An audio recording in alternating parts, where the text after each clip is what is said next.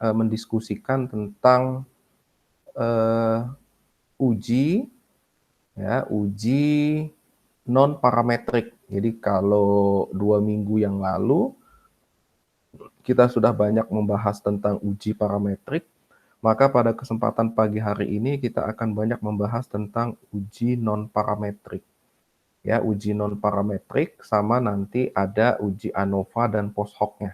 Ya, jadi part 4 ini adalah babak final dari SPSS kita, ya SPSS basic ya. Ini masih SPSS basic. Kalau mau yang advance nanti ada lagi ya, nanti ada lagi.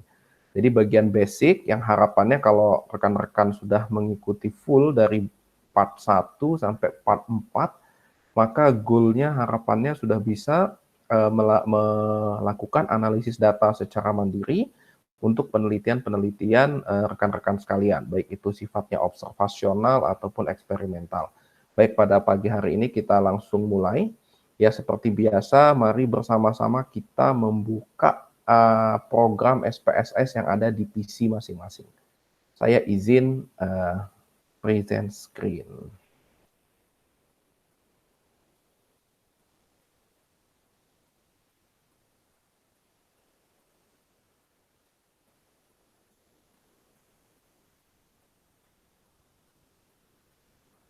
Sudah share screen belum ya?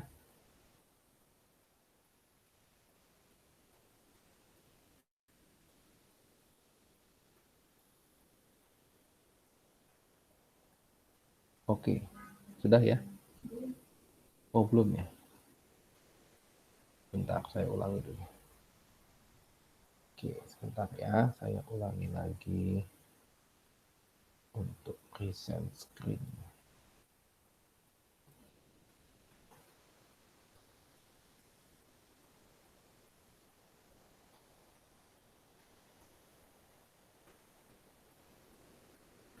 Baik, sudah terlihat ya? Nah, sudah terlihat belum ya? Belum ya?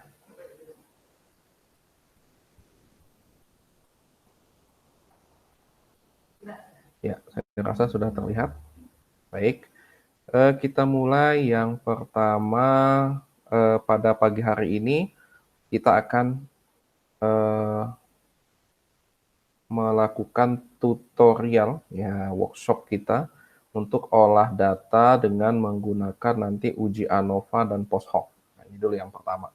Jadi kita punya desain penelitian demikian. Jadi misalnya kita punya sebuah penelitian yang judulnya itu misalnya pengaruh pemberian captopril, amlodipin, sama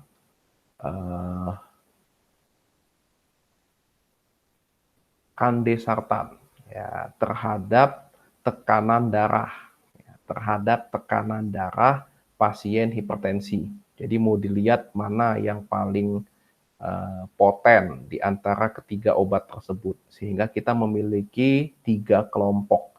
Ya, kita memiliki 3 kelompok, yaitu kelompoknya captopril, kelompoknya kandesartan, dan kelompoknya amlodipin.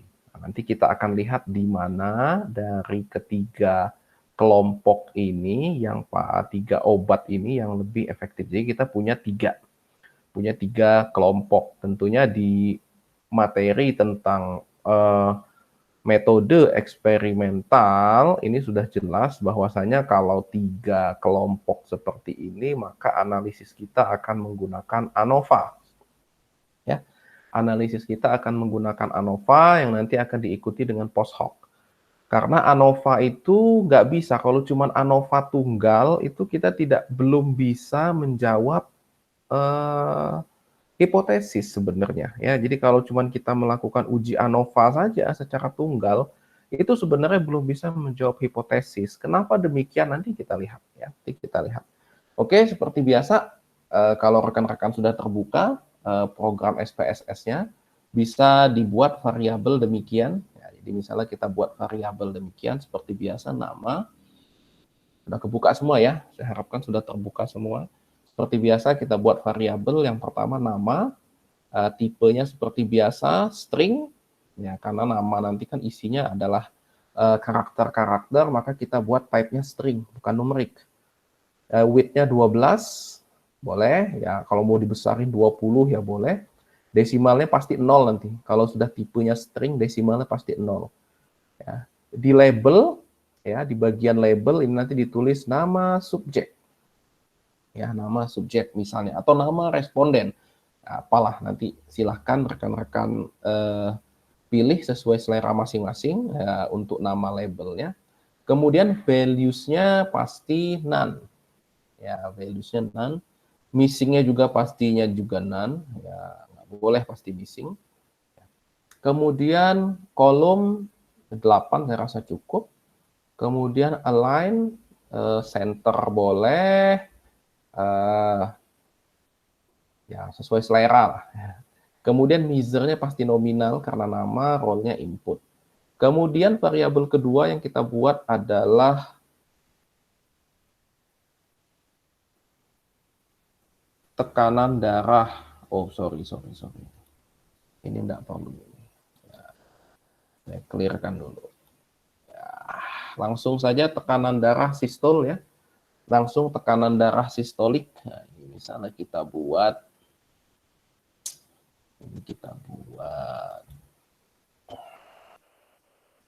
Misalnya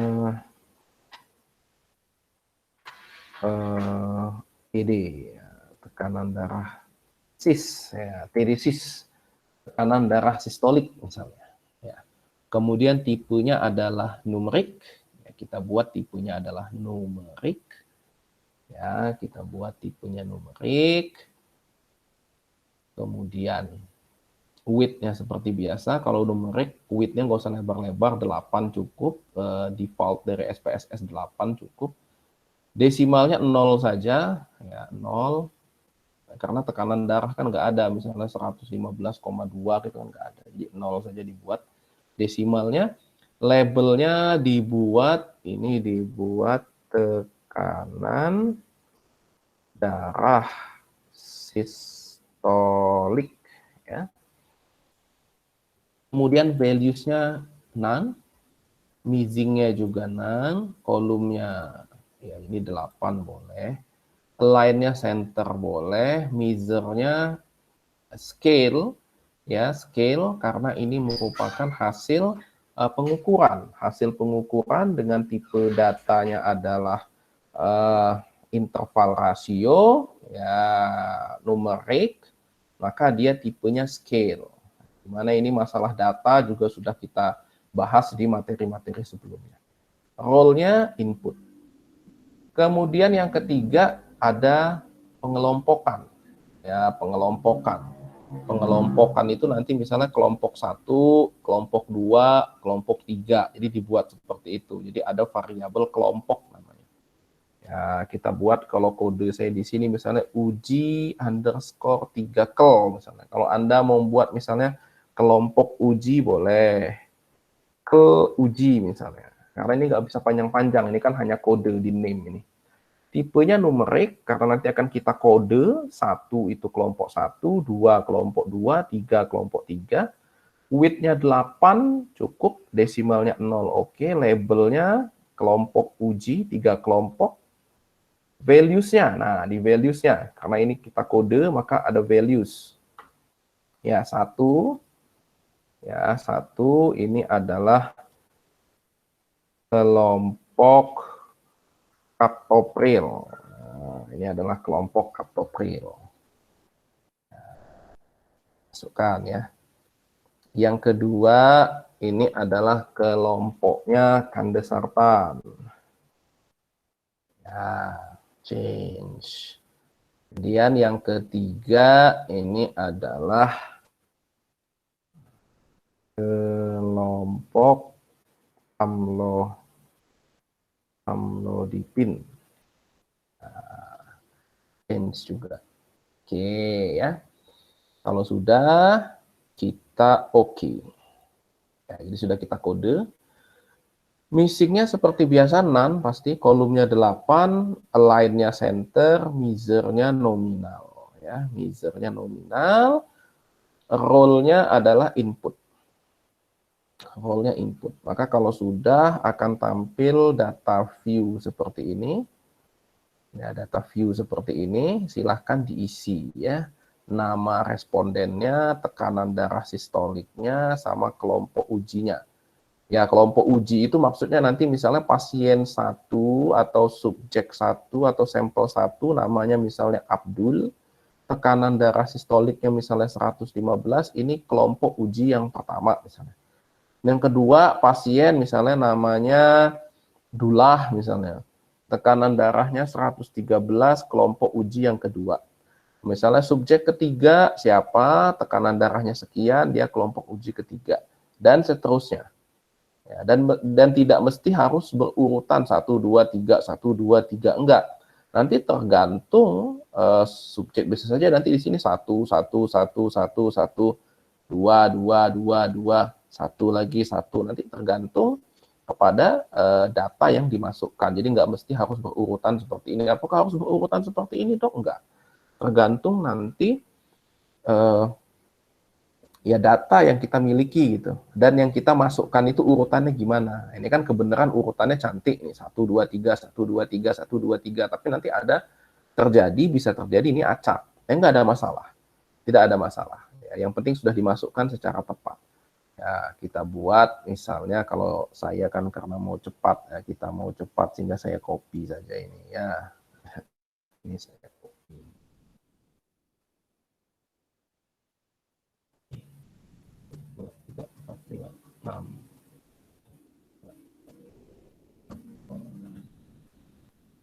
Ya, kita mau buat 30 ya. Nah, kita rencanakan buat 30 subjeknya. Nah, ini kalau kita latihan ya dia di copy paste saja enggak apa-apa. Tapi kalau beneran ya masukkan sesuai datanya ya. Oke, jadi sekarang ada 30 subjek dengan tekanan darah masing-masing. Kemudian dia terdiri dari 3 kelompok uji. Jadi kita buat, jadi ketika mau melakukan uji ANOVA disiapkan demikian ya, disiapkan demikian. Sama seperti kemarin uji 2 minggu yang lalu, kalau rekan-rekan masih ingat, independent test. Independent test kan buatnya begini juga. Nah, berbeda tentunya dengan yang dependent test. Kalau independent test lain.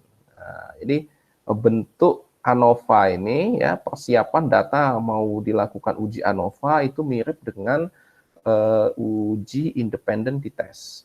Jadi ada subjek, ada variabel ukur yang mau diukur apa, sama ada kelompok seperti ini, pengelompokannya.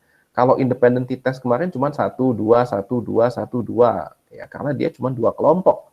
Nah, kalau ANOVA, dia pasti lebih dari 2 kelompok. Bisa 3, bisa 4, bisa 5, bisa 10, ya misalnya.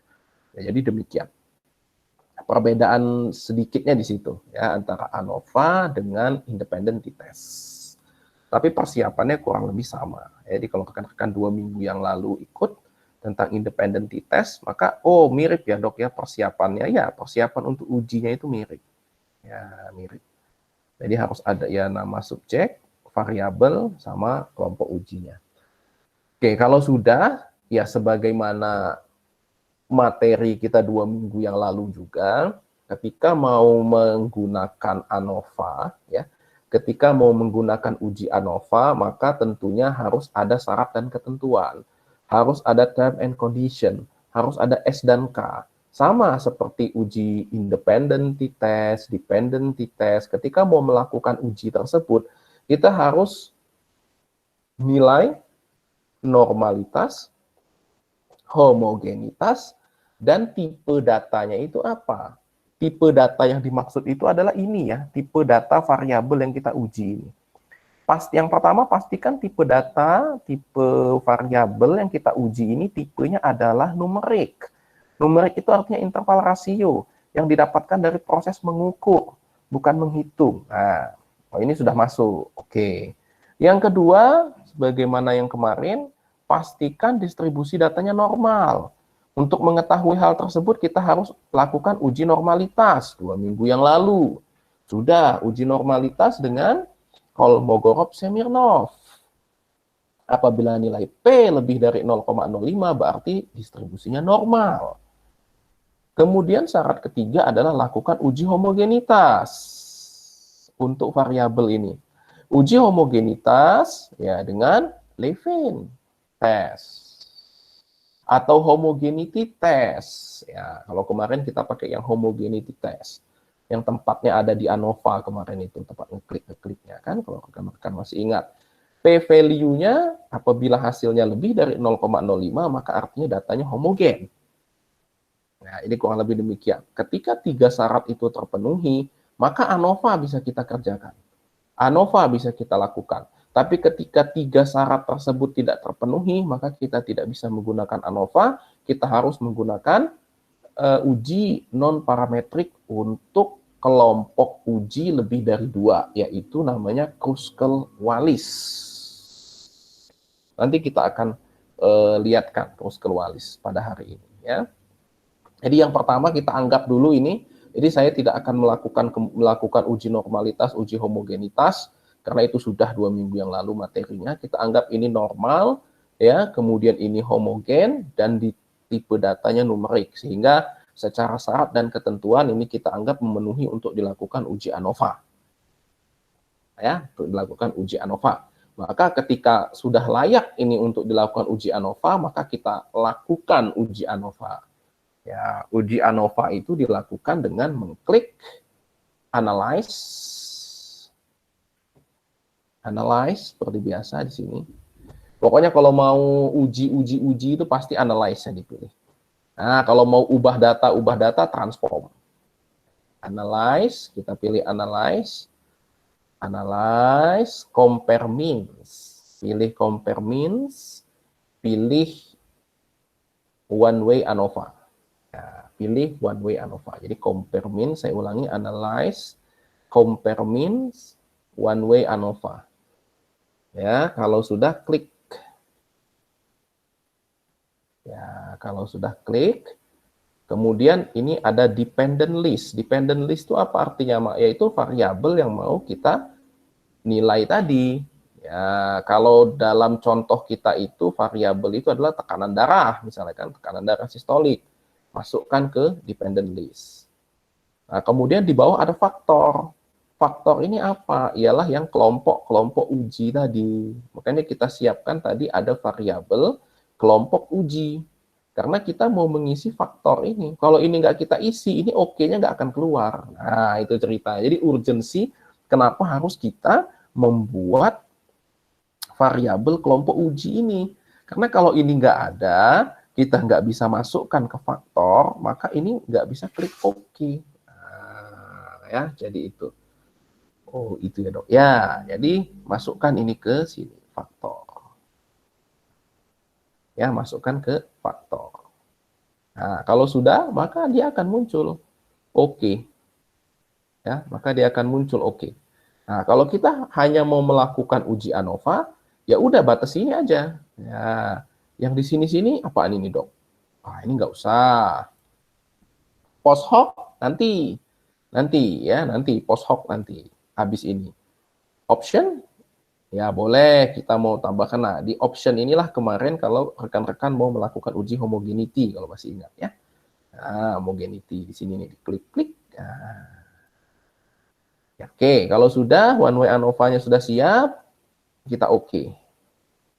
Kita lihat di output. Nah, kalau habis kita lakukan analisis, hasilnya lihat di output.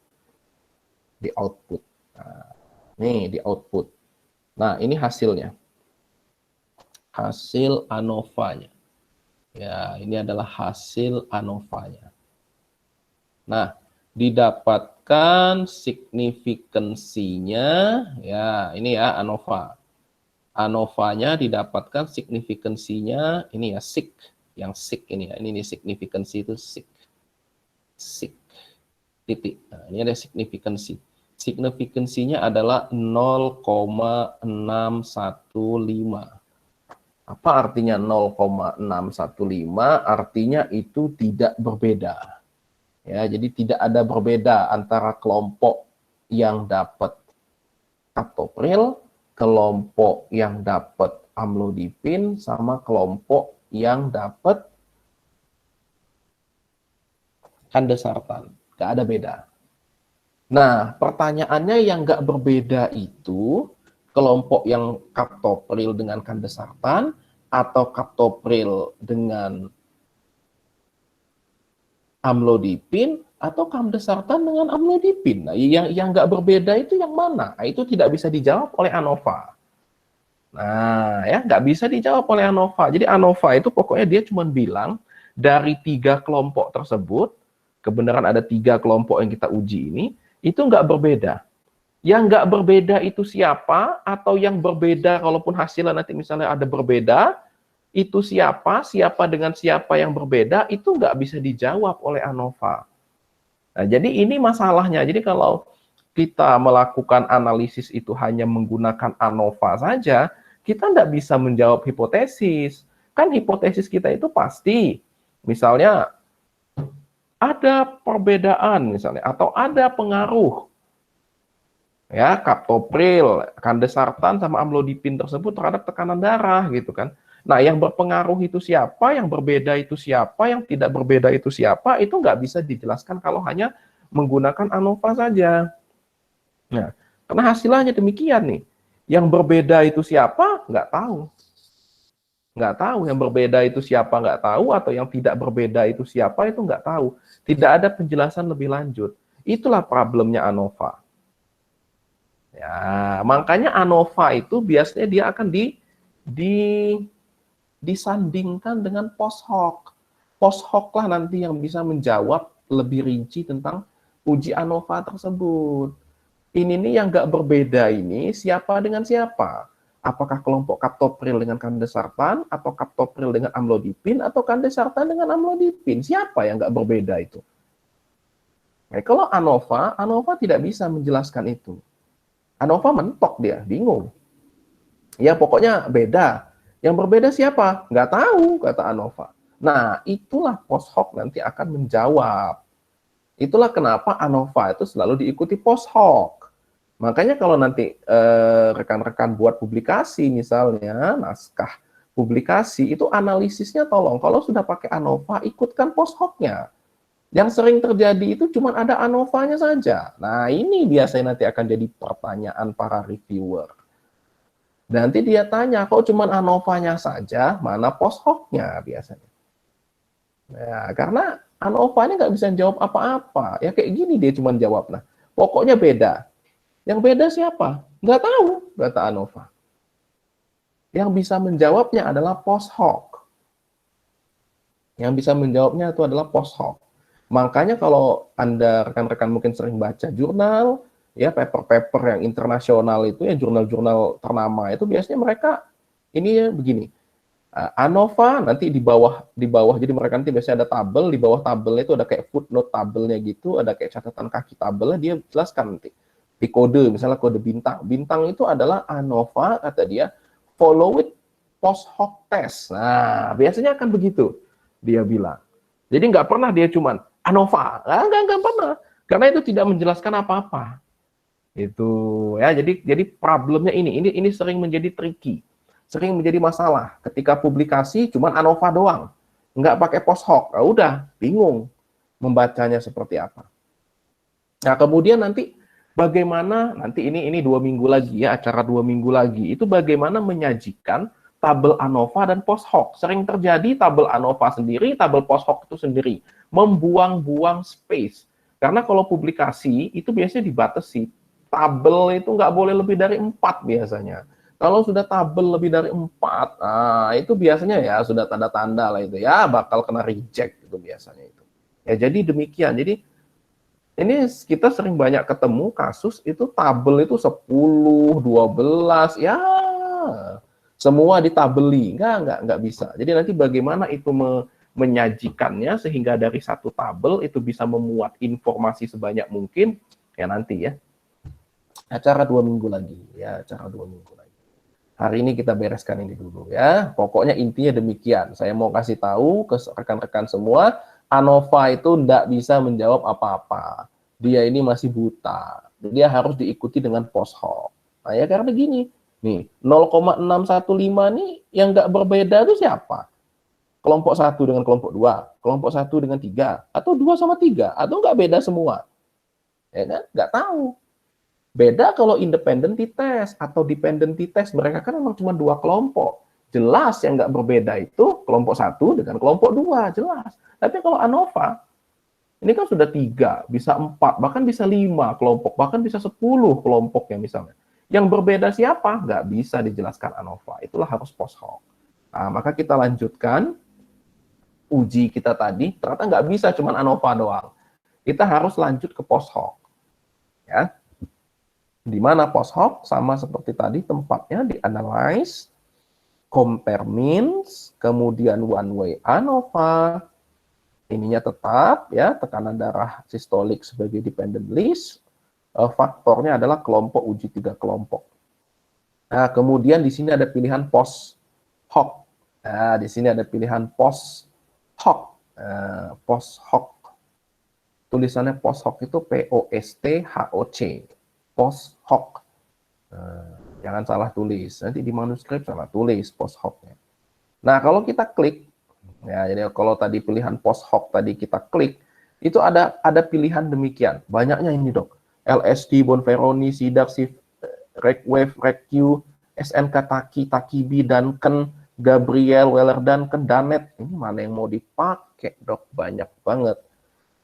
Akan tetapi kalau rekan-rekan baca di APAS ini sebenarnya ada petunjuk sudah. Ini adalah equal variant assume. Ya, jadi pilihan yang ini, yang equal variant assume ini digunakan untuk data ya, untuk data yang terdistribusi normal dan homogenity testnya itu homogen. Nah, jadi kalau kita pakai ANOVA, itu pasti pilihannya kalau nggak LSD, Bonferroni, kalau nggak salah satu di sinilah pilihannya. Ya, salah satu di sini pilihannya. Tapi kalau kita nanti ujinya saja sudah pakai Kruskal-Wallis, karena tidak memenuhi syarat untuk uji ANOVA, maka untuk post hoc-nya kita pakai yang di sini, equal variant not assumed. Untuk yang tidak bisa parametrik, maka kita pakai yang non-parametrik. Maka pilihannya kalau nggak Tamhane, Danet, Games-Howell, atau Danet C. Kalau ini kan Danet saja, ini Danet C namanya. Oh, gitu dong. Ya. Nah, jadi kalau kita tadi sudah pakai ANOVA, dengan asumsi data kita itu normal dan homogen, maka kita bisa pilih salah satu uji yang ada di sini. Bisa LSD, bisa Bonferroni. Nah, dari sekian banyak uji di sini, yang paling sering dipakai adalah LSD, Bonferroni, Taki. Ini yang sering dipakai. Ada perbedaan nggak kira-kira dok antara ketiga uji ini? Sebenarnya secara prinsip tidak ada perbedaan, hanya kemungkinan nanti hasil nilai analisisnya itu yang agak berbeda. Misalnya kalau LSD dia misalnya 0,123, misalnya kalau Bonferroni 0,121, dia ada perbedaan di angka seperti itu, dimana secara prinsip ya dia pemakaiannya nggak ada yang salah. Jadi asal kita sudah pakai ANOVA, pakai LSD, boleh. ANOVA, terus post hoc-nya pakai Bonferroni, boleh. ANOVA, post hoc-nya pakai Taki, boleh. Tinggal selera masing-masing. Ya, tinggal selera masing-masing. Dan biasanya itu tergantung bidang keilmuan. Kalau kita di medical, di kedokteran, biasanya 3 yang sering dipakai. LSD, Bonferroni, Taki. Itu pun ada perbedaan lagi. Nah, kalau yang teman-teman biomedis, biasanya biomedik, yang penelitian-penelitian basic, itu biasanya banyak pakai Bonferroni. Yang klinis biasanya banyak pakai Taki sama LSD. Ya, itu hanya kecenderungan saja, kecenderungan, tergantung selera masing-masing biasanya. Ya, kecenderungan selera masing-masing. Kalau secara prinsip, ketika distribusi datanya itu normal dan homogen, maka post hoc yang kita gunakan adalah pilihannya di sini. Ketika distribusi data kita itu tidak normal dan atau tidak homogen, maka pilihannya yang ini. Ya, pilihannya ini. Ya. Jadi kita coba ya. Misalnya kita pilih nih LSD, Bonferroni, Taki misalnya.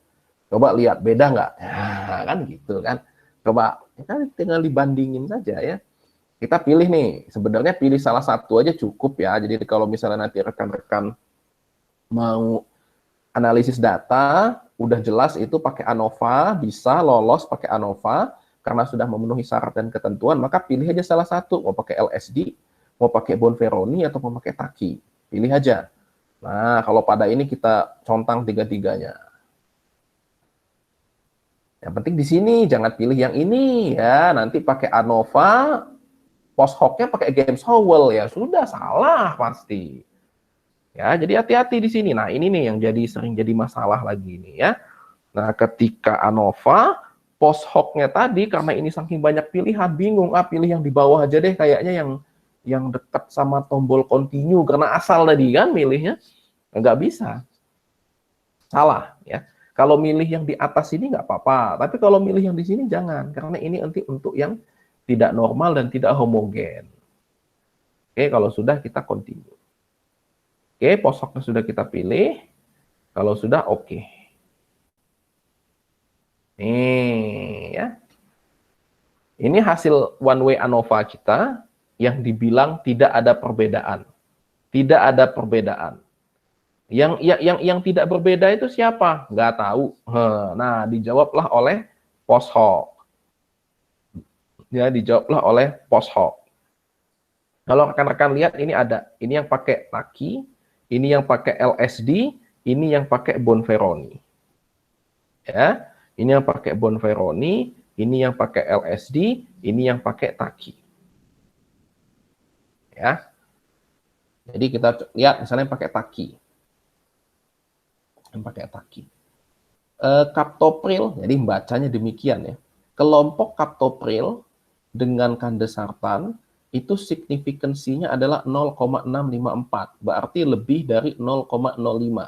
Berarti tidak berbeda tekanan darahnya. Kelompok captopril dengan amlodipin ya, itu signifikansinya adalah 0,999.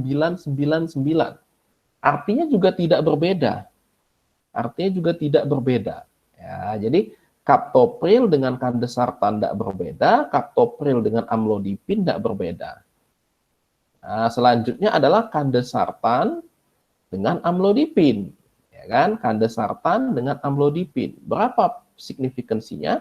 0,685. Jadi kandesartan dengan amlodipin pun tidak berbeda. Jadi masing-masing mereka ini tidak berbeda. Kelompok 1 captopril dengan kelompok 2 kandesartan tidak berbeda. Kelompok 1 dengan kelompok 3, kelompok 1 captopril, kelompok 3 amlodipin juga tidak berbeda. Kemudian kelompok 2 kandesartan dengan kelompok 3 ya amlodipin juga tidak berbeda. Jadi menurut post hoc Taki ya tidak berbeda di antara 3 kelompok itu. Nah, ya benar-benar tidak berbeda. Antara captopril kandesartan nggak beda, captopril amlodipin nggak beda. Nah, inilah gunanya post hoc. Jadi untuk menjawab, mencari tahu siapa yang nggak berbeda itu. Siapa yang nggak berbeda itu. Ya. Kemudian LSD. LSD. Nah, kalau LSD coba kita lihat.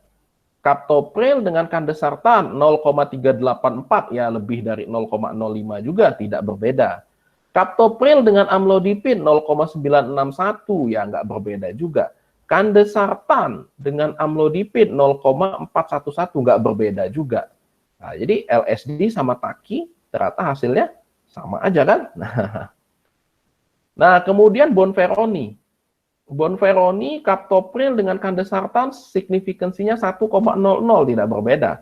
Captopril dengan amlodipin 1,00 nggak berbeda. Kandesartan dengan amlodipin 1,00 nggak berbeda juga. Oh, jadi mau pakai Taki, mau pakai LSD, mau pakai Bonferroni, hasilnya semuanya sama, nggak berbeda antar 3 kelompok. Nah, jadi inilah kegunaan daripada post hoc untuk mengetahui secara rinci. Ya, secara rinci antara kelompok 1 dengan kelompok 2 itu berbeda nggak? Antara kelompok 1 dengan kelompok 3 beda nggak? Antara kelompok 2 sama kelompok 3 beda nggak? Nah, jadi inilah gunanya post hoc yang tidak bisa dijawab oleh ANOVA. ANOVA nggak bisa jawab itu, tapi post hoc bisa menjawab itu. Ya, post hoc bisa menjawab itu. Oke, kita lanjut ya. Ya, oke, ini subset ya. Jadi itu adalah post hoc untuk ANOVA. Ya, jadi kalau kita ANOVA pasti harus followed post hoc.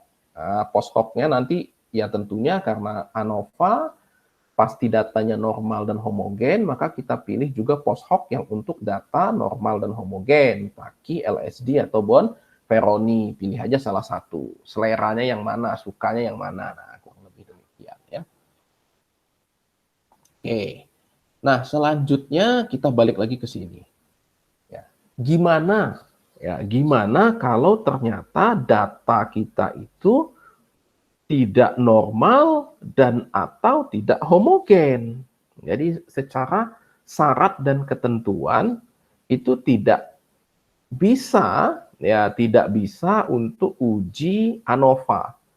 Ya, di mana kita ini punya tiga kelompok. Kalau 3 kelompok uji kan nggak mungkin mau pakai rombongan dependen atau independen, pasti itu pakai rombongannya ANOVA. Tadi ada syarat ketika mau pakai ANOVA, itu harus datanya normal dan homogen. Setelah dilakukan uji homogenitas dan normalitas, datanya nggak homogen dan tidak normal. Maka nggak bisa kita pakai ANOVA. Ketika kondisi ini terjadi, yang bisa kita lakukan adalah kita pakai uji non-parametrik untuk kelompok uji lebih dari 2. Yaitu kita gunakan yang namanya Kruskal-Wallis. Kruskal-Wallis. Ya, Kruskal-Wallis. Nah, di mana itu Kruskal-Wallis? Kruskal-Wallis itu di non-parametrik. Jadi misalnya data kita tetap ya, pakai data yang tadi. Ya, kita contohkan kita pakai data yang tadi saja. Ya, biar nggak buat data terus. Ya, jadi kita pakai data yang tadi. Yang bekas data ANOVA tadi. Ya, data ANOVA tadi. Nah, ANOVA itu singkatan. Kepanjangannya adalah Analysis of Variance. Nah, nanti jangan bingung, taunya ANOVA ya. Ternyata itu adalah singkatan ANOVA itu. Ya. Nanti kalau kita ada yang advance, nanti kita belajar ada namanya nanti MANOVA. Atau nanti ada namanya two-way ANOVA. Nanti ada, ini kan nama lengkapnya one-way ANOVA. Nanti ada namanya two-way ANOVA. Nanti ada namanya MANOVA. Nanti ada ya. Nanti sabar ya. Itu yang tahap advance. Ya, tapi yang basic ini harus mantap dulu. Kalau yang basicnya masih bingung ke advance, babak belur nanti ya. Nih. Oke. Kita lanjut ya, analyze. Kita sekarang mau Kruskal-Wallis nih. Ya, kita sekarang mau Kruskal-Wallis dengan menggunakan data si ANOVA tadi. Ya, data ANOVA tadi. Kita Kruskal-Wallis seperti biasa, analyze, tetap. Ingat, Kruskal-Wallis itu adalah non-parametrik. Non-parametrik, maka kita carinya langsung di non-parametric test. Nah, di sini nih. Ya. Di non-parametric test. Karena Kruskal-Wallis itu non-parametrik, maka kita langsung cari di non-parametric test. Nanti dari non-parametric test itu pilih namanya legacy dialogues. Nah, jadi kalau teman-teman ingat, ya, ini kemarin untuk apa ini? Kolmogorov-Smirnov ya. Nah, Kolmogorov-Smirnov kan di sini nih tesnya. Ini kemarin kalau rekan-rekan 2 minggu yang lalu masih ingat. Nah, ini di sini kan KS ketika mau melakukan Kolmogorov-Smirnov. Nah, ternyata daerah sini juga selain ada Kolmogorov-Smirnov juga bisa untuk Kruskal-Wallis. Di mana? Di sini nih. K independent sample. Nah, jadi namanya kalau dicari di sini nggak akan ada muncul Kruskal-Wallis, nggak ada. Nama lain Kruskal-Wallis itu adalah K independent sample. K independent sample. Nah, itu nama lainnya daripada si Kruskal-Wallis. Ya, karena nggak ada, pasti nggak ketemu kita kalau mau nyari Kruskal-Wallis gitu, nggak ada. Ya, jadi kalau diujinya ini kita ulang lagi, analyze, kemudian non-parametric test, kemudian legacy dialogues, kemudian pilih K. K, independent sample. K, independent sample. Nah, pilih yang itu ya. Pilih yang itu. Kalau sudah, kita klik. Ya, maka akan muncul demikian. Nah, Kruskal-Walisnya baru muncul di sini. Ya, nih. Kruskal-Walisnya baru muncul di sini nih. Kruskal-Walis baru muncul di dalam. Di luar tadi nggak ada Kruskal-Walisnya. Ya, seperti biasa tes variabelnya kita masukkan tekanan darah tadi, tekanan darah sistoliknya masukkan ke tes variabel list. Kemudian grouping variabelnya kita masukkan yang kelompok uji 3 kelompok tadi, yang variabel kelompok uji 3 kelompok tadi. Masukkan ke sini. Nah, ingat di sini masih ada tanda tanya, tanda tanya. Ini berarti masih belum siap dia. Ini oke-nya aja belum berubah jadi biru kan? Karena masih ada yang kurang. Apa yang kurang? Ini define, harus di-define. Klik define. Minimum berapa? Kita kan kelompoknya tadi dari 1 kodenya sampai 3 kan? Berarti minimumnya 1, maksimumnya adalah 3. Karena kita ada 3 kelompok. Kelompok 1 pakai captopril, kelompok 2 pakai candesartan, kelompok 3 pakai amlodipin. Maka minimumnya 1, maksimumnya adalah 3. Kalau sudah, kemudian di continue. Nah, maka dia baru jadi biru. Ya, baru bisa diconteng, ya, baru bisa diklik. Diklik. Kalau sudah ya, sudah semua, kita klik OK.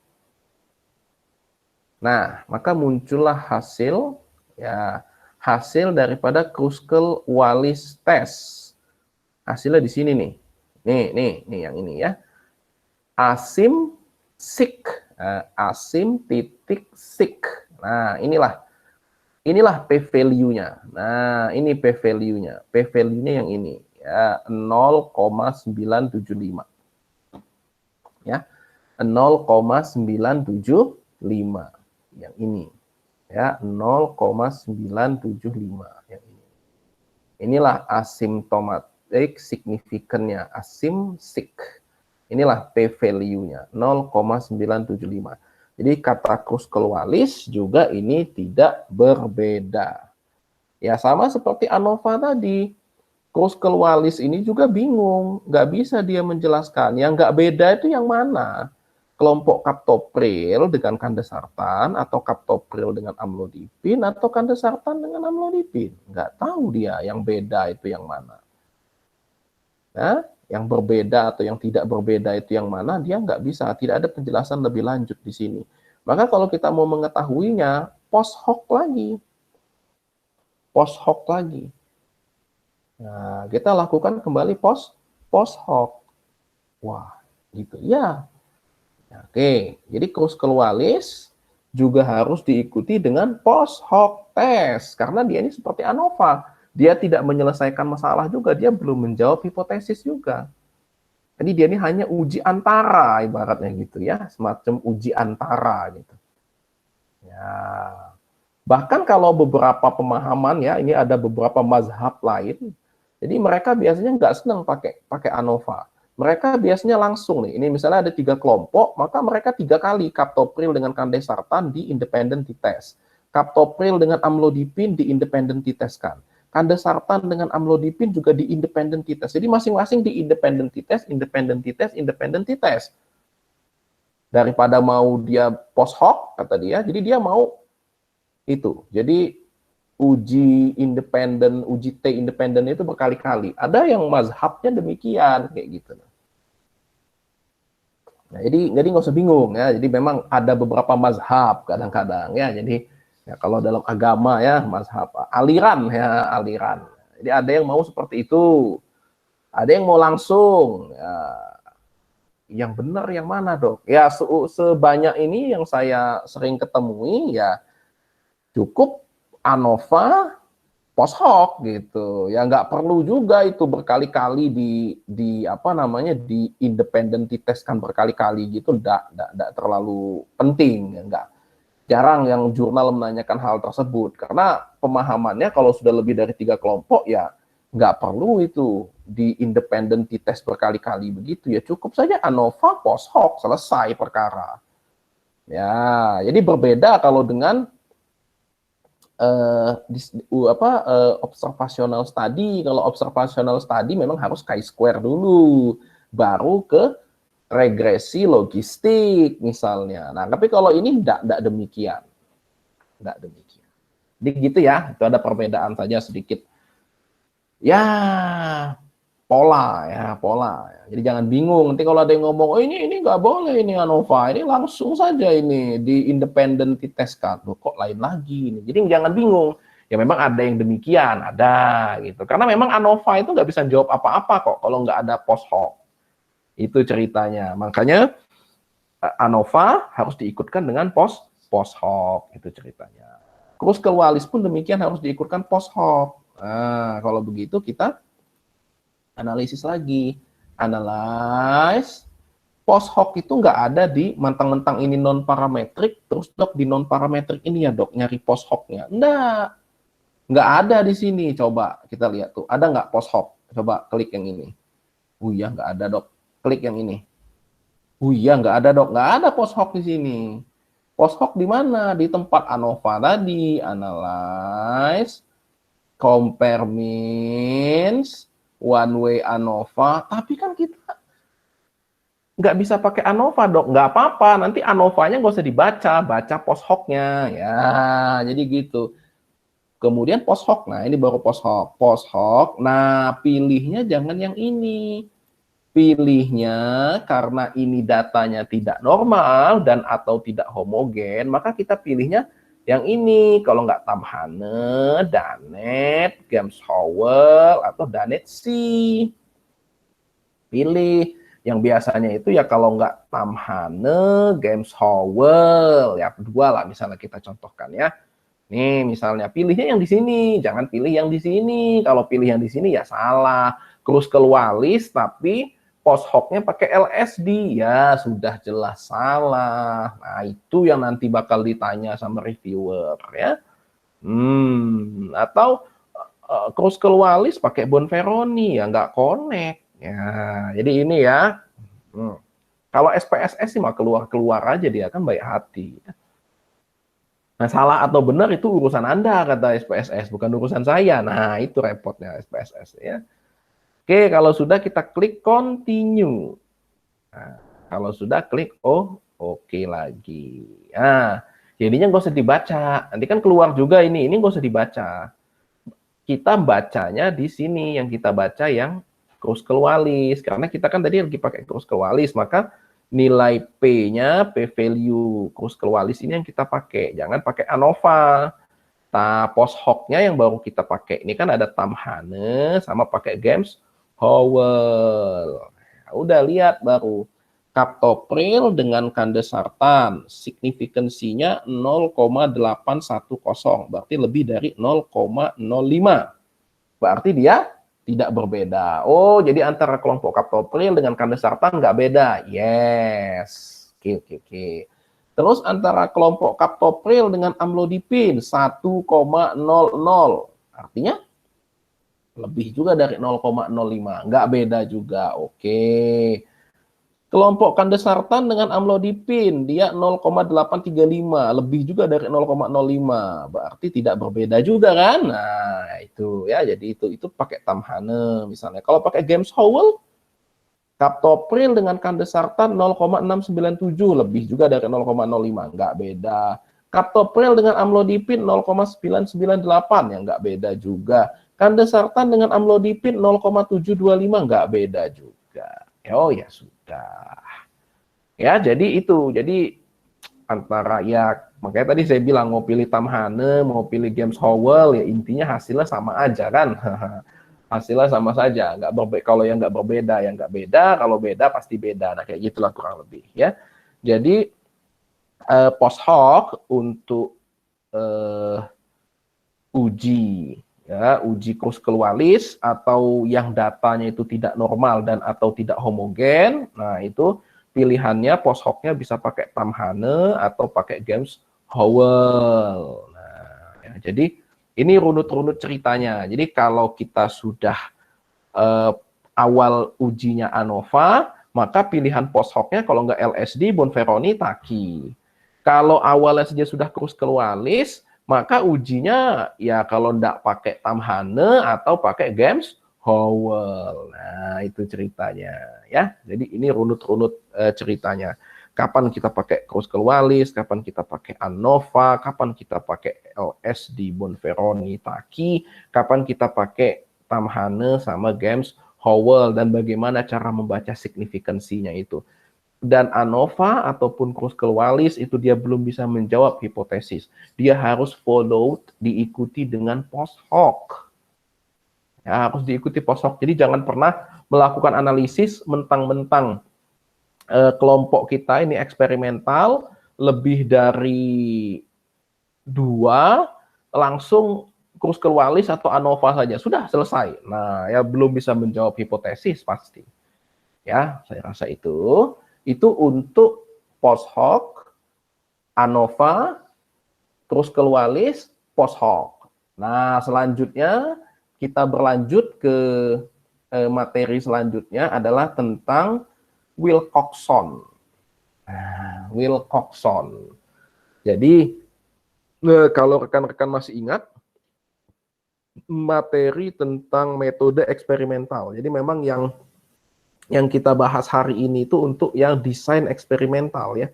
Jadi ini adalah uji-uji untuk yang eksperimental. Karena kalau yang observasional sih sudah clear, chi-square, kemudian nanti tinggal regresi logistik. Nah, itu kalau yang observasional. Larinya akan ke situ analisisnya.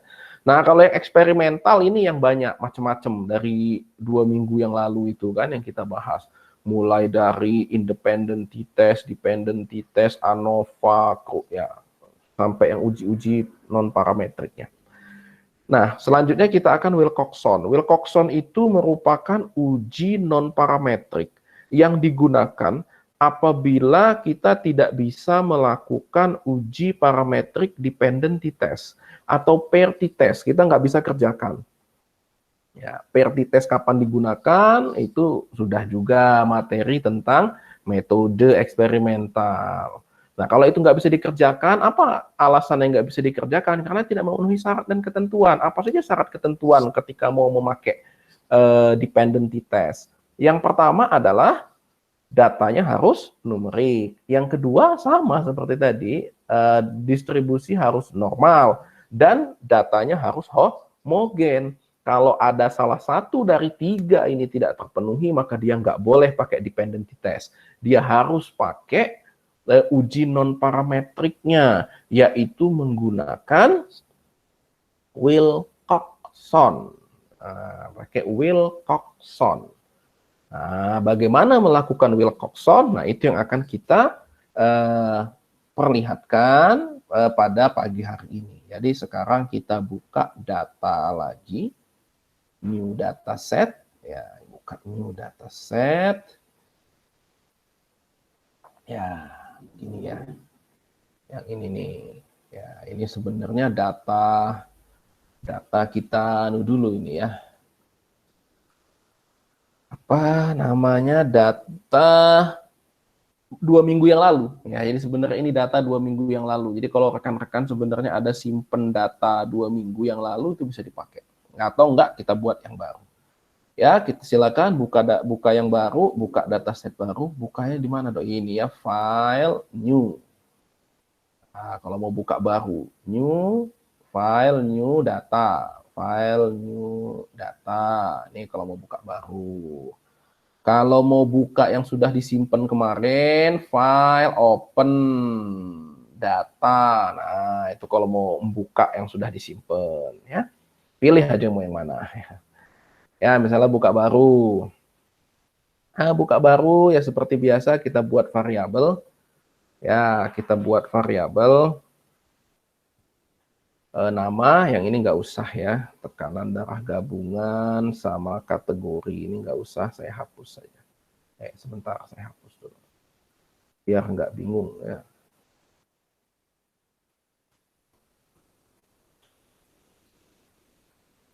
Ya, jadi kita buat saja variabelnya adalah nama, kemudian tekanan darah pre, ya, karena kan dependent itu tuh prepos itu ya, yang tekanan darah sebelum. Ya, jadi desainnya adalah kita mau menilai pengaruh, ya, misalnya pengaruh olahraga terhadap tekanan darah sebelum ataupun sesudah. Nah, jadi olahraga itu menaikkan atau menurunkan tekanan darah misalnya. Nah, kita mau penelitiannya demikian. Jadi sebelum olahraga kita ukur tekanan darah sistoliknya, sesudah olahraga kita ukur tekanan darah sistoliknya. Maka kita mendapatkan tekanan darah sistolik sebelum dan mendapatkan tekanan darah sistolik sesudah. Jadi dapat nilai pre, dapat nilai post. Nah, itu yang kita buat. Nah, jadi yang pertama seperti biasa nama. Ya, variabel pertama nama itu nama subjeknya. Ya, nama subjeknya siapa? Ya, nama subjek, ya, tipenya string. Tipenya string ya. Ya karena kalau nama pasti string, ya kan. Di sini kemarin kalau rekan-rekan masih ingat, nah ada pilihannya ya. Kita string. Width-nya 12 saya rasa cukup, kalau mau dilebihkan boleh. Desimalnya pasti 0. Ketika pilih string ini desimal otomatis jadi 0.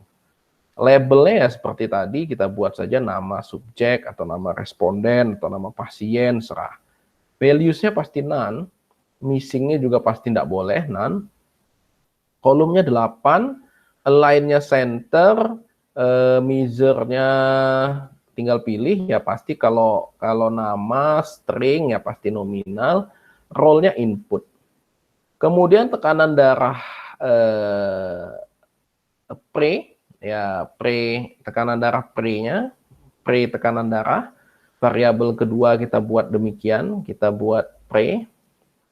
Kalau saya ngodenya presis. Presis itu artinya presistolik ya. Atau tekanan darah ya pre ya sebelumnya, tipenya numerik, width-nya 8, desimalnya 0. Labelnya adalah tekanan darah. Ya, ini kalau mau nah ini ya. Tekanan darah sistolik pre. Nah, misalnya labelnya saya buat demikian. Values-nya none, missing-nya juga none, kolomnya 8, align-nya serahlah, mau center, mau left, boleh. Measure-nya scale. Ya, karena tekanan darah itu kan tipe datanya numerik, karena didapatkan dari proses mengukur. Nah, pasti dia scale. Role-nya input. Kemudian post sistolik juga demikian, ya dibuat ini, type-nya adalah numerik, width-nya 8, desimalnya 0. Labelnya tekanan darah sistolik post ya. Kemudian values-nya none, missing-nya none, kolom 8, align-nya left, measure-nya scale, role-nya input. Role-nya input. Kalau sudah, kita lihat data view. Ya, silakan dimasukkan. Jumlah sampelnya kita rencanakan 30. Ya, jumlah sampelnya kita rencanakan 30. Sebentar. Ya, jumlah sampelnya kita rencanakan 30 ya, 30. Ini tekanan darah pre-sistoliknya, ini tekanan darah post-sistoliknya. Silahkan rekan-rekan isi datanya. Ya, datanya selamat diisi. Selamat mengisi data ya. Jadi ada pre-nya. Nah, kalau saya dibuat demikian ya. Kalau saya demikian, ini post-nya. Kalau rekan-rekan mau lihat boleh. Tapi kalau nggak mau lihat punya saya juga boleh, membuat sendiri boleh, nggak apa-apa. Ya, jadi silakan. Ini 110, 112, 113 ya. Ini misalnya nilai saya ya, yang saya masukkan ke data. Mau diikuti boleh, rekan-rekan mau buat sendiri juga boleh. Ini posnya ya, ini pos sistoliknya. Rekan-rekan mau masukkan sesuai ini boleh, enggak juga enggak apa-apa ya. Sesuai lah nanti, sesuai data masing-masing ya. Sesuai data masing-masing. Ini pre-nya, ini post-nya. Ini pre-nya, ini post-nya. Oke. Kalau sudah, kita lanjut ya. Sudah ya? Cepet lah ya. Saya rasa sudah lah ini. Karena kan sudah ahli semua ini ya, sudah mau wisuda semua kan ini. Udah 4 kan. Habis ini dapat anu kan, sertifikat nanti ya. Nah, sertifikat layak uji ya. Udah bisa menguji data, analisis data sendiri semua nanti ya. Nanti kalau kawannya ada yang bingung, sini saya analisin apa yang dibingungkan ya kan gitu. Oke, udahlah cepat lah pasti ngisi, udah ahli semua, udah 4 sudah ini. Kalau sudah tadi kita mau Wilcoxon ya. Nah, kita mau Wilcoxon. Kenapa? Karena syarat dan ketentuan tidak bisa untuk ke dependency test karena nggak memenuhi syarat dan ketentuan yang saya ceritakan di awal tadi. Jadi dok, ya jadi kita tidak bisa melakukan uji dependency test. Karena kita tidak bisa melakukan dependency test, maka kita lakukan uji alternatifnya, yaitu namanya Wilcoxon, uji non-parametric Wilcoxon. Caranya, analyze, seperti biasa, nggak akan jauh-jauh. Analyze, kemudian pilih yang ini, non-parametric test. Nah, disinilah berkumpulnya uji-uji non-parametrik tersebut. Enak, kalau non-parametrik ini terkumpul dia. Kalau yang parametrik itu nyebar-nyebar di mana-mana. Ya, ini ya, non-parametrik. Nah, non-parametrik, kemudian kita pilih legacy dialogues. Seperti tadi. Ya, legacy dialogues. Ya, kita pilih. Jadi non-parametrik, legacy dialogues. Nah, kemudian kita pilih yang di sini. Ini KS ini ya masih ingat untuk yang Kolmogorov Semirnov ya. K independent sample tadi untuk Kruskal-Wallis. Nah, kalau kita mau Wilcoxon. Wilcoxon itu adalah two related sample. Kan dia pre-post. Nah, jadi kalau nyari Wilcoxon Kruskal-Wallis di sini itu nggak akan ada. Jadi dia pakai kode.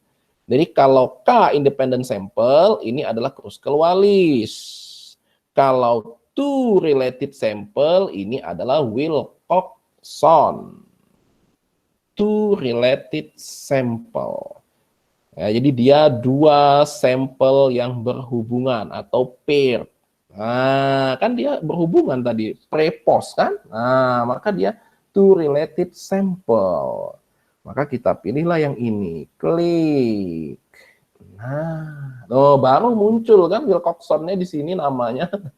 Kalau di luar tadi belum ada Wilcoxon, namanya ubek-ubek lah, jangan di-analyze itu nggak ketemu Wilcoxon. Baru di dalam keluar Wilcoxon. Mirip dengan dependency test, ya kan? Ini tekanan darah pre, masukkan kayak kemarin. Tekanan darah sistolik, masukkan, ya kan? Ya, ulang. Nah, kita ulang. Ya. Lagi ya, di sini ada dua kan, ada tekanan darah sistolik pre dan ada tekanan darah sistolik post. Nanti masukkan ke test pair-nya ini, test pairs, masukkan ke sini nih. Variabel 1 ini isinya adalah tekanan darah sistolik pre. Masuk. Variabel 2 ini adalah tekanan darah sistolik yang post. Masuk. Nah, kalau sudah, ya udah, jalankan. Ya, kalau sudah dok. Oke, kalau sudah oke kan? Mana dia? Nah, nih. Nama lengkap Wilcoxon itu ada ini, Wilcoxon Sign Rank Test. Ini nama lengkapnya ya. Jadi kalau mau masih kurang panjang nama Wilcoxon, nah itu nama lengkapnya, Wilcoxon Sign Rank Test. Nah, jadi memang ada perbedaan. Sebenarnya enak mengingat parametrik sama non-parametrik. Kalau non-parametrik itu semuanya nama orang. Wilcoxon itu nama yang nemukan. Kruskal-Wallis itu nama yang nemukan. Mann-Whitney nanti nama yang menemukan. Jadi non-parametrik itu nama orang semua, nama penemunya semua itu ya. Nah, itu enaknya jadi penemu ya, namanya diabadikan gitu. Ya. Tapi nunggu mati dulu, Dok. Nah, ya itu yang repot gitu ya. Nunggu mati. Ya enggak juga sebenarnya ya. Bisa juga ya, cuman ya kadang-kadang ya memang nunggu mati dulu gitu ya. Oh, Dok, masa nunggu mati dulu ya. Oke, ini ya Wilcoxon Sign Rank Test. Ya, usah nunggu mati dulu, Dok. Nggak ngelihat, Dok. Ya, dikenang amal jariah ya. Mana nilainya ini? Banyak kali yang mana ini, Dok? Yang ini ya. Asim titik sik. Nah, inilah ini nilainya ini nih, yang ini nih. Nah, katanya nilainya P-nya adalah 0,000. Nah, udah berbeda antara tekanan darah sebelum sama tekanan darah sesudah, kata si Wilcoxon Sign Rank Test. Ya, ini digunakan ketika dependent sample t-test tidak bisa dikerjakan. Ini kalau itu bisa dikerjakan, ya jangan pakai Wilcoxon, pakai dependent. Tapi kalau itu nggak bisa, baru pakai dia. Jadi dia ini semacam uji alternatif ya. Yang namanya uji alternatif itu seperti jalan alternatif. Jalan alternatif itu selagi jalan arteri, jalan utamanya masih bisa dipakai, ya pakai jalan utamanya. Ngapain lo jalan arteri, apa jalan cadangannya gitu ya.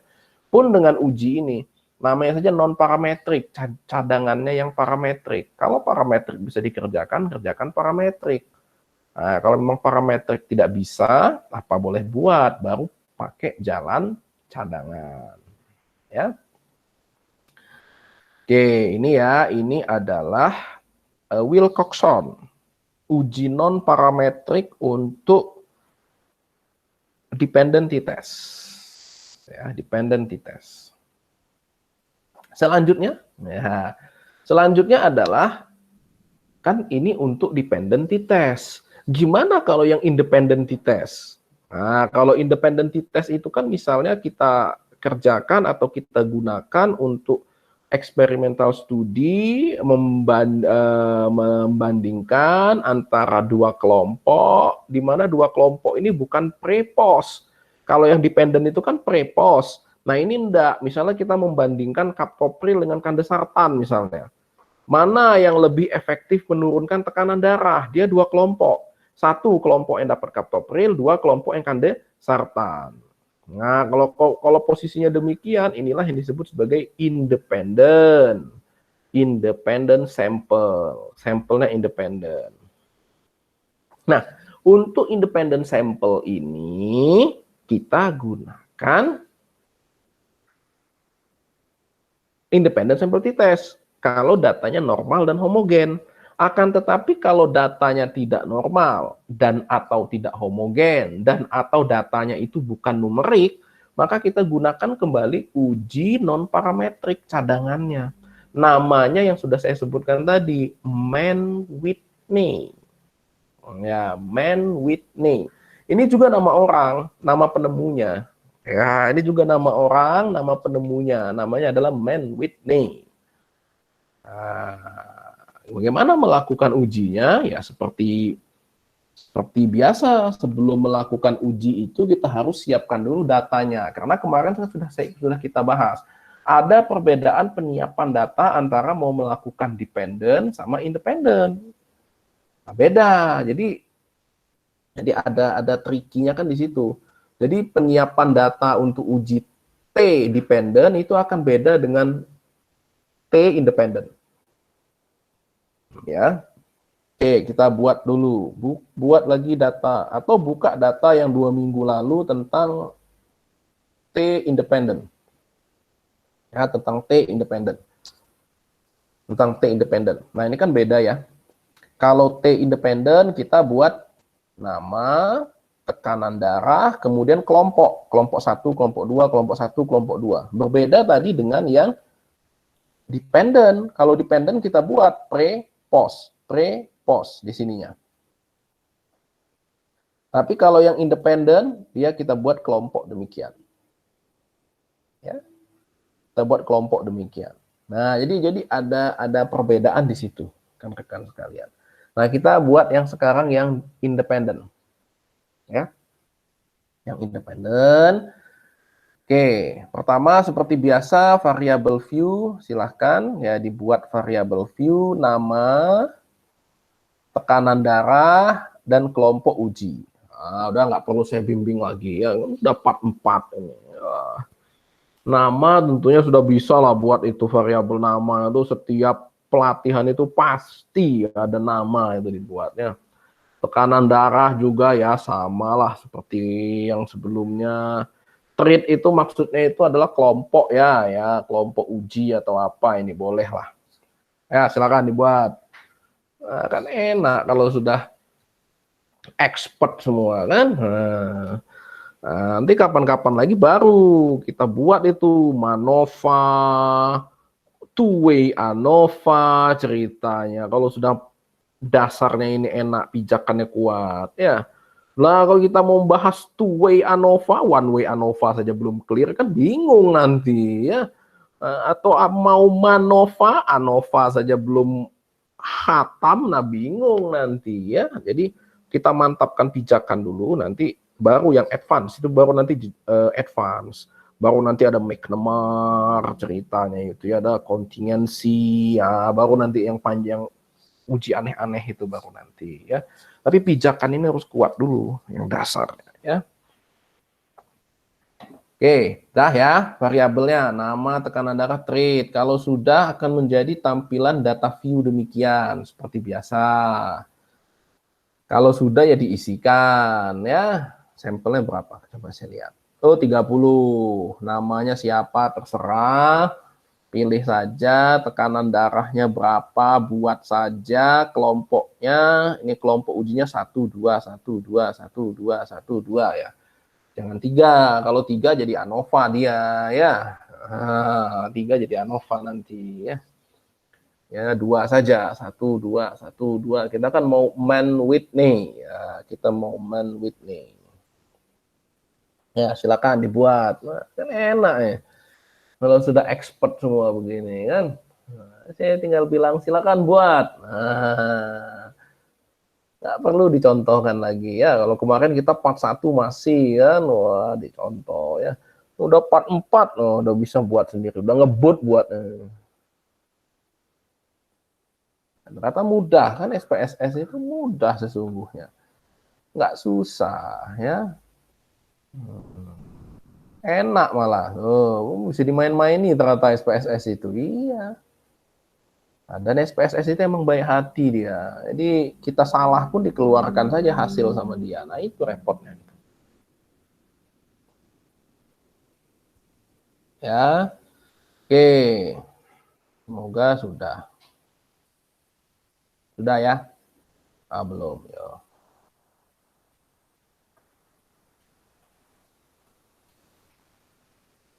Kan ya. Isi.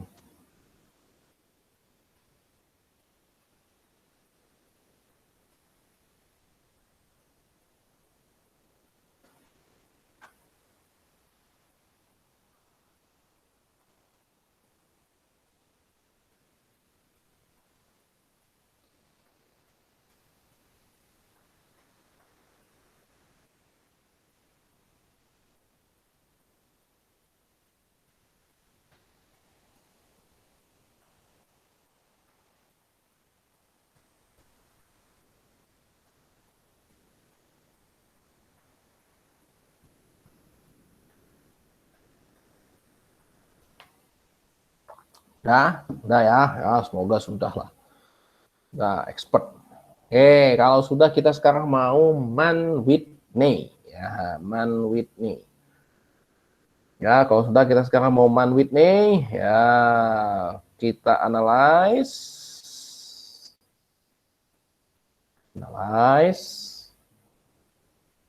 Terus dok, analyze terus kita non parametrik seperti yang tadi. Pokoknya kalau non parametrik tuh dia enak, terkumpul dia, non parametric test. Kalau sudah legacy dialogues lagi, kalau sudah legacy dialogues, pilih yang two independent sample. Two independent sample. Ya, jadi kalau yang sampel KS ini untuk Kolmogorov Smirnov. Kalau yang K independent sample ini untuk Kruskal-Wallis. Kalau two related sample ini untuk Wilcoxon. Kalau yang two independent samples barulah untuk Mann-Whitney.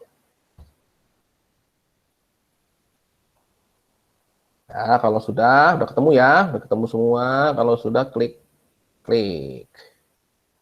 Oh, baru di sini kan muncul Mann-Whitney-nya. Ya, di dalam baru, di luar nggak ada nyari Mann-Whitney ya. Tes variabel seperti biasa masukkan tekanan darah, grouping variabelnya masukkan kelompok perlakuan.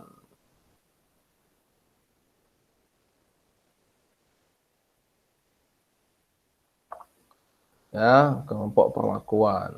Ini define groups.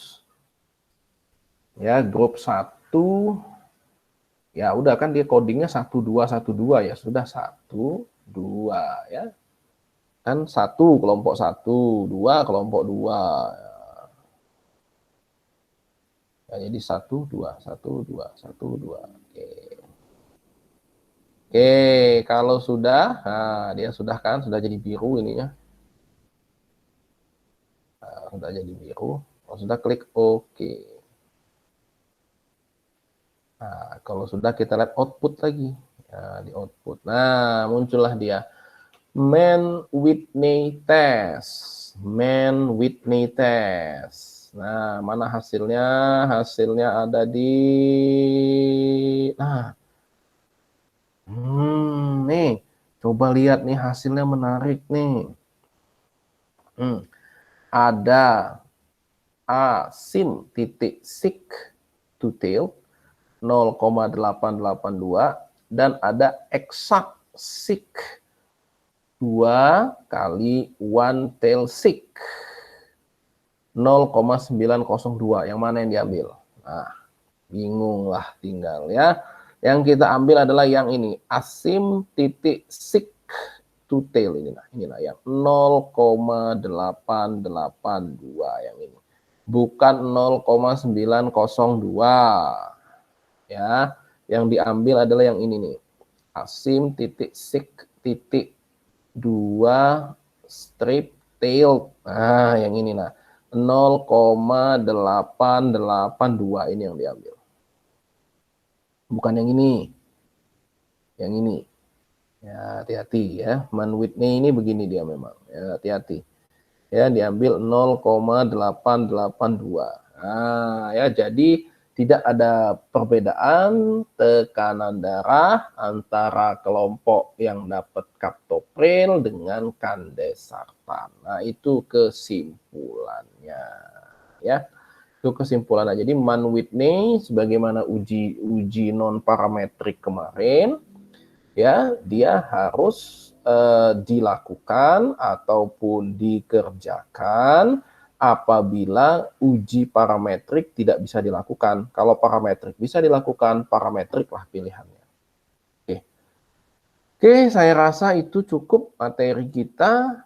Nah, ya sudah selesai. Ya, semoga bermanfaat. Oke, saya kembalikan ke moderator. Terima kasih.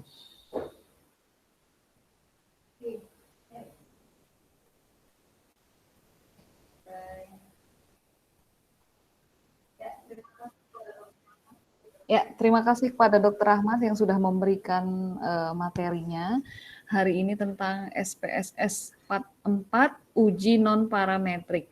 Ya, bagi teman-teman para peserta workshop SPSS 44 yang ingin bertanya, kami persilahkan. Oke, ini sudah ada pertanyaan dok dari dokter Alif. Post hoc test bila salah satu dari Tukey, Benferoni dan lain-lain, salah satu SIG ada yang berbeda, apa yang tidak? Ada yang tidak. Apakah diambil yang SIG berbeda saja atau dianggap tidak berbeda semua? Oke, saya langsung jawab ya pertanyaan dari Dokter Ali. Post hoc bila salah satu dari Takei, Bonferroni dan lain-lain. Jadi yang pertama, jelas ya suara saya ya. Jadi yang pertama, Dokter Alif, pertama pilih. Ya, yang pertama Dokter Alif pilih. Mau pakai Takei, mau pakai Bonferroni, atau mau pakai LSD. Ya, kalau